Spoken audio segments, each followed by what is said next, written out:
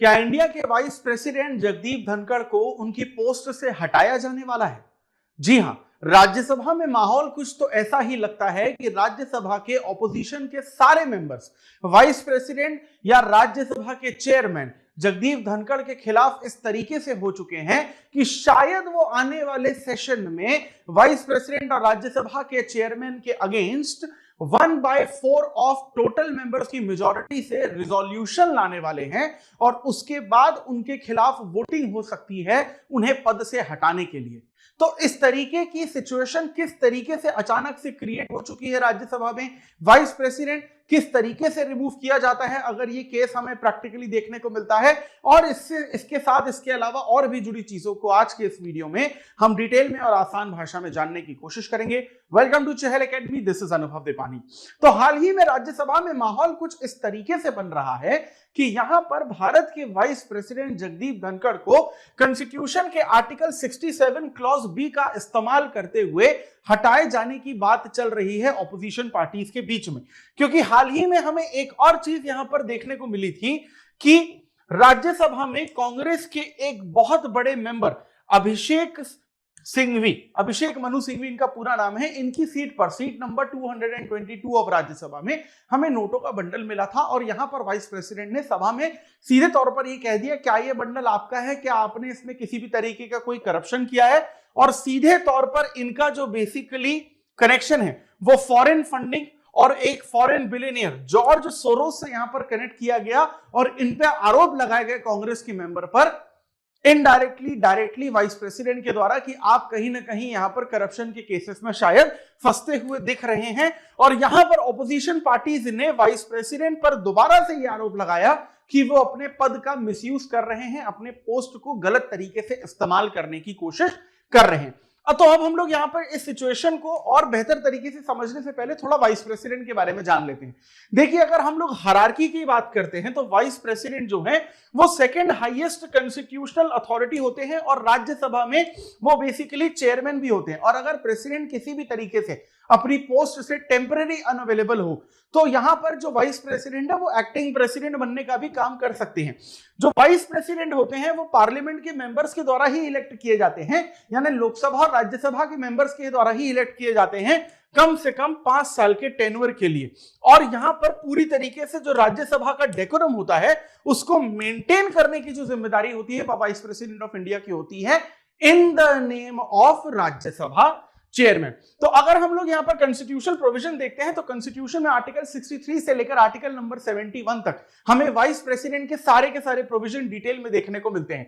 सबसे बड़ा रोल और रिस्पॉन्सिबिलिटी जो वाइस प्रेसिडेंट ऑफ इंडिया का होता है वो ये होता है कि वो राज्यसभा के चेयरमैन होते हैं। लेकिन आपको इसमें यह बात याद रखनी है कि राज्यसभा के चेयरमैन होते हुए भी इसका मतलब यह नहीं है कि वाइस प्रेसिडेंट राज्यसभा के मेंबर होते हैं। जी नहीं, जिस तरीके से लोकसभा स्पीकर लोकसभा के मेंबर होते हैं, लेकिन जो आपके राज्यसभा के चेयरमैन जो वाइस प्रेसिडेंट ऑफ इंडिया होते हैं वो राज्यसभा के चेयरमैन नहीं होते। यानी राज्यसभा के चेयरमैन आपके राज्यसभा के 245 मेंबर्स में शामिल नहीं होते। तो राज्यसभा यानी कि अपर हाउस को बेसिकली मैनेज करना, राज्यसभा की जो फंक्शनिंग है वो बहुत स्मूथ होनी चाहिए, इसका ध्यान ये रखते हैं। यहां तक कि जो सारे प्रोसीजर्स हैं, डेकोरम है राज्यसभा के, वो सारे के सारे बेसिकली मेंटेन करते हैं। लेकिन राज्यसभा के चेयरमैन को एक स्पेशल पावर दी जाती है, जब भी कोई बिल राज्यसभा में पास होता है और अगर वो टाई हो जाता है, 50-50% वोट मिलते हैं, जो टाई ब्रेकर वोट होता है वो यहां पर राज्यसभा के चेयरमैन को दिया जाता है। और एक्टिंग प्रेसिडेंट तो इनका एक सेकेंडरी फंक्शन होता ही है। लेकिन कोई भी पर्सन कैसे वाइस प्रेसिडेंट बन सकता है, उसके लिए क्वालिफिकेशन ये होती है कि आपको पहले से इंडियन सिटीजन होना चाहिए, मिनिमम एज आपकी 35 इयर्स की होनी चाहिए और आप मेंबर ऑफ राज्यसभा के लिए इलेक्ट होने के लिए क्वालिफाई होने चाहिए। और इसके अलावा किसी भी तरीके से आप गवर्नमेंट ऑफिस में नहीं होने चाहिए, ना कि आप केंद्र सरकार, ना कि आप राज्य सरकार के ऑलरेडी किसी भी तरीके से पद पर या मेंबर होने चाहिए। अब अगर हम लोग यहां पर इलेक्शन की बात करते हैं तो लोकसभा और राज्यसभा के जो टोटल मेंबर्स होते हैं उनके द्वारा इनका इलेक्शन किया जाता है। यानी कि आपके 543 मेंबर्स और आपके 245 मेंबर्स। जैसे प्रेसिडेंट में अगर हम लोग देखते हैं तो सिर्फ इलेक्टेड मेंबर्स के द्वारा किया जाता है, लेकिन वाइस प्रेसिडेंट के इलेक्शन में हम इलेक्टेड मेंबर्स और नॉमिनेटेड मेंबर्स दोनों को हम लोग लेते हैं। और यहां पर system of proportional representation with single transferable vote system के द्वारा इनकी वोटिंग की जाती है, यानी कि जैसे आप और मैं डायरेक्ट इलेक्शन में ईवीएम में जाकर बटन दबा देते हैं वैसे वोटिंग नहीं होती है। यहां पर एक सीक्रेट बैलेट पेपर रखा जाता है और अगर आपके सामने 4 कैंडिडेट हैं वाइस प्रेसिडेंट के इलेक्शन के लिए तो आपको वहां पर प्रायोरिटी में नंबर 1, नंबर 2, नंबर 3, नंबर 4 डालना होता है, यानी कि जिसको आपने नंबर 1 दिया है, जिसको प्रायोरिटी पे रखा है, आपका वोट उसको जाता है। और मान लीजिए कि अगर आपका कैंडिडेट पहले ही राउंड में बाहर हो जाता है तो आपने जिसको नंबर 2 पे रखा था आपका वोट उस पर्टिकुलर कैंडिडेट को चला जाता है। और इसी तरीके से जिस कैंडिडेट को मिनिमम 50% से ज्यादा वोट मिलते हैं उसे ही हम लोग कहते हैं सिंगल ट्रांसफरेबल वोट सिस्टम। इस तरीके से हमें यहां पर यह चीज देखने को मिलती है। अब एक बार वाइस प्रेसिडेंट इलेक्ट हो जाते हैं तो जो टेन्योर होता है उनका वो 5 साल का होता है, लेकिन यहां पर जब रिमूवल की बात आती है तो वो इलेक्शन से थोड़ा अलग होता है। वाइस प्रेसिडेंट के इलेक्शन में लोकसभा और राज्यसभा को इक्वल पावर दी जाती है, लेकिन जब वाइस प्रेसिडेंट के रिमूवल की बात की जाती है तो राज्यसभा के पास पावर ज्यादा है, लोकसभा के पास पावर यहां पर कम है, क्योंकि वाइस प्रेसिडेंट राज्यसभा के चेयरमैन होते हैं, लोकसभा से उनका कोई लेना देना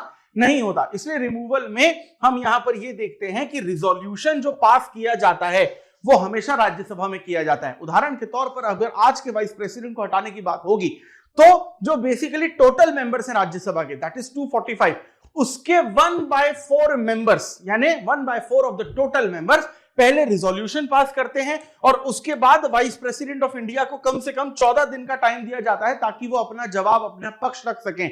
इसके बाद सबसे पहले राज्यसभा में वोटिंग होती है, यानी कि वो बेसिकली प्रेजेंट एंड वोटिंग के 2/3 से किसी भी तरीके से कम नहीं होनी चाहिए। अगर ये 2/3 प्रेजेंट एंड वोटिंग का राज्यसभा में पास हो जाता है, उसके बाद ये जो बिल है आपका रिमूवल का रिजोल्यूशन, वो लोकसभा में जाता है और वो सिंपल मेजॉरिटी से पास होता है। यानी राज्यसभा में जो रिमूवल की वोटिंग है वो ज्यादा टफ है, लोकसभा में रिमूवल की वोटिंग जो है वो इजी है। और जैसे ही ये वोटिंग दोनों हाउस में सक्सेसफुली पास हो जाती है उसके बाद प्रेसिडेंट के पास ये रिजोल्यूशन भेजा जाता है और जैसे ही प्रेसिडेंट इस पर सिग्नेचर करते हैं इमीडिएटली जो बेसिकली आपके वाइस प्रेसिडेंट हैं उनको पोस्ट से हटा दिया जाता है।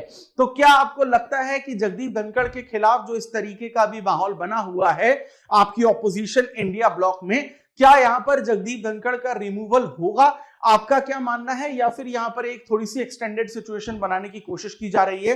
कमेंट सेक्शन में जरूर बताइएगा। और इसी पर्टिकुलर टॉपिक से रिलेटेड आपके सामने एक प्रीलिम्स का क्वेश्चन है, कमेंट सेक्शन में इसका जवाब भी दीजिएगा। सवाल है, consider the following statement regarding the removal of the vice president of India. Number 1, a resolution to remove the vice president must be introduced in the Lok Sabha. The resolution for removal requires 2/3 majority of the member present and voting in both of the house of the parliament. And number 3, the vice president can only be removed for the violation of constitution. इसमें से कौन सा statement सही है? Only 1, 2 and 3, only 2 और none of the above? Comment section में इसका जवाब दीजिएगा। और इसी तरीके के इंपॉर्टेंट टॉपिक्स को डिटेल में समझने के लिए चहल एकेडमी के YouTube चैनल को सब्सक्राइब करिए और इसी तरीके के कंटेंट को कंज्यूम करने के लिए जो आपके यूपीएससी सिविल सर्विसेज एग्जामिनेशन की प्रिपरेशन को और आसान बनाएगा, उसके लिए हमारे साथ जुड़े रहिए और इस वीडियो को ज्यादा से ज्यादा लाइक और शेयर करिए। This is Anubhav Dipani signing off. I will see you in the next video. Thank you very much.